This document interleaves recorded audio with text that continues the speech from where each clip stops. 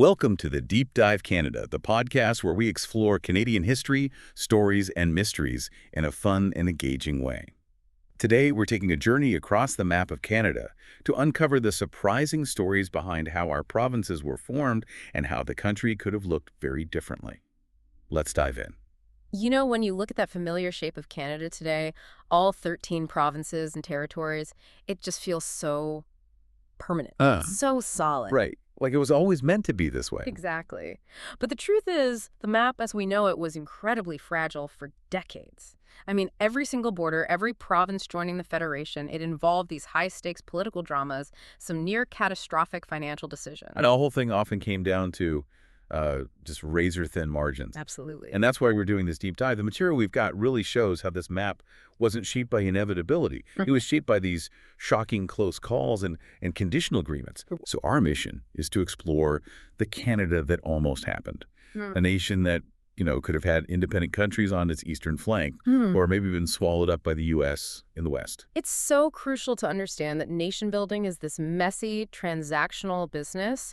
None of these provincial formations were predestined. They were all conditional.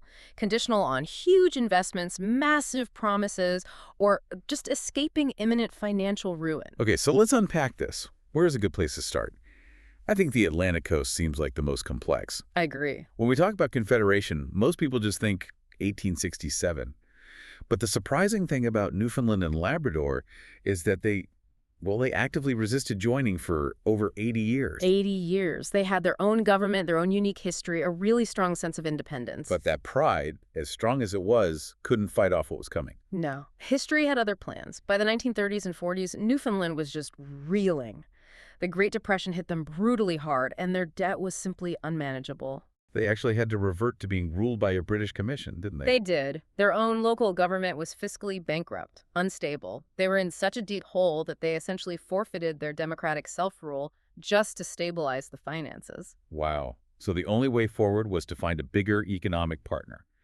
And that led straight to the 1948 referendums. And this is where the map was truly hanging by a thread. The first referendum, it didn't even produce a clear winner. There were 3 options on the table. So they had to have a second one. That second one, yeah. And it focused only on the top 2 choices.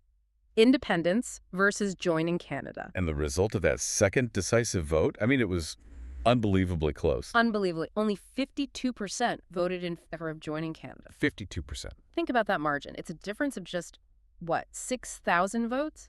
That decided the entire geopolitical future of this massive island and its territory. If you just rewind history a tiny bit, change a few thousand minds.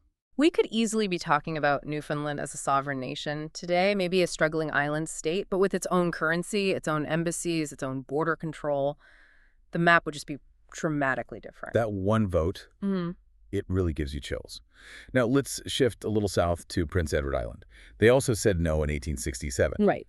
But unlike Newfoundland's long resistance, PEI's entry just 6 years later, in 1873, was driven by one magnificent, self-inflicted disaster. Exactly. The leaders of PEI, they initially felt the terms offered in 67 just weren't good enough. They were comfortable, they were autonomous, but then they decided to build a railway. The Prince Edward Island Railway. It seemed straightforward enough on a small island, but it became a massive fiscal sinkhole. Oh, a total sinkhole.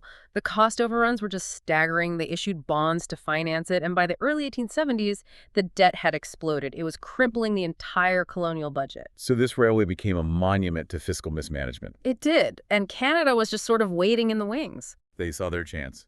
They made a pretty straightforward offer, didn't they? A very simple offer. Join us, and we will assume your entire massive railway debt.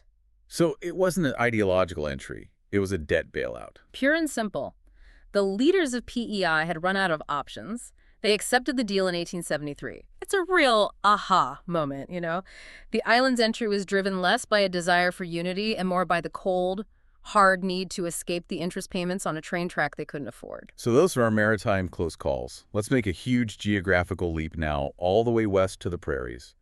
Specifically, the region that is now Alberta and Saskatchewan. Okay. Today, we just take these 2 distinct provinces for granted. But in the early 1900s, there was a serious, deeply divisive plan to create something totally different. The giant province plan. That's what it was. The original federal idea was to create one single enormous super province across that entire Northwest Territories region. One province. Could you imagine the scale of that? A political entity larger than many European countries combined? It would have been massive, and it would have immediately commanded huge political leverage in Ottawa. So why did that plan fall apart? Why did we end up with two provinces in 1905? Well, the plan was derailed by these intense, deeply rooted disagreements that the federal government just couldn't solve. It really boiled down to two things: political territory and religion in schools. Okay, so territory first. On the territorial front, you had this fierce local rivalry. The settlements in the north, like Edmonton, versus the south, like Calgary and Regina. Yeah. Everyone was fighting over where the single capital would be. And nobody wanted to give an inch. Nobody. But the education issue, that was the real firestorm. The separate schools issue, right. Absolutely. The debate was over the right for Catholic and Protestant minorities to publicly fund their own schools. This was an issue that had almost torn Canada apart before. So the federal government realized that imposing one single unpopular solution on this huge, potent new province was it was too risky. Way too risky. The regional needs, the capital rivalry, and especially the religious politics were simply too explosive to contain under one provincial roof. So splitting it was the only way out. Correct. Splitting the territory into Alberta and Saskatchewan in 1905 was the diplomatic solution. It diluted the power of any single regional group, and it allowed for slightly different compromises. But the result is that the political geography of Canada today is the direct outcome of that super province idea failing. Incredible.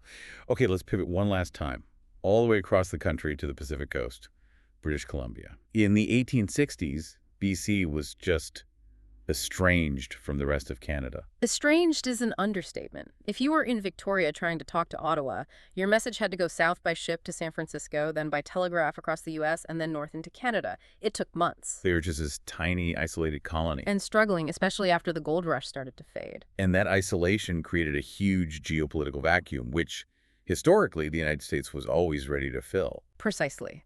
This is the era of American manifest destiny. And BC was struggling financially, so you had local politicians, merchants, citizens, all openly advocating to join the United States.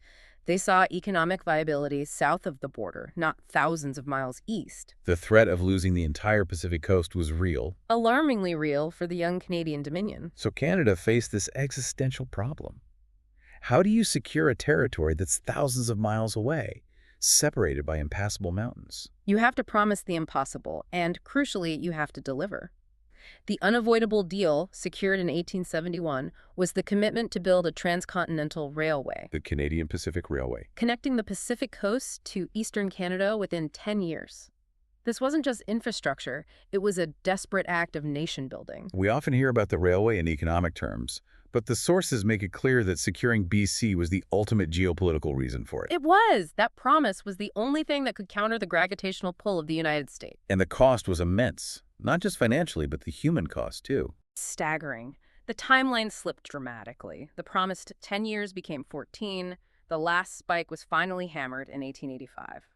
But the fact that the federal government actually completed this impossible project, that's what secured BC. That's what made Canada a coast-to-coast reality. Without that massive, hugely risky investment, Canada would likely have been cut off from the Pacific, would have fundamentally altered our entire national identity. I mean, think about the audacity of it. Canada was a young, poor country, basically betting its entire future on pushing a metal track through thousands of miles of wilderness and mountains, all to hold on to this tiny colony that was already half looking south. So we spent most of our time in the 19th century with debt and railways. But the map kept evolving. Let's jump forward to 1999 to the creation of Nunavut. This story is fundamentally different. It is a critical departure. The creation of Nunavut was a landmark moment in modern Canadian history. It wasn't about a financial bailout or avoiding a foreign threat. It was driven by the imperative of Indigenous self-governance. Right, and resolving major land claims.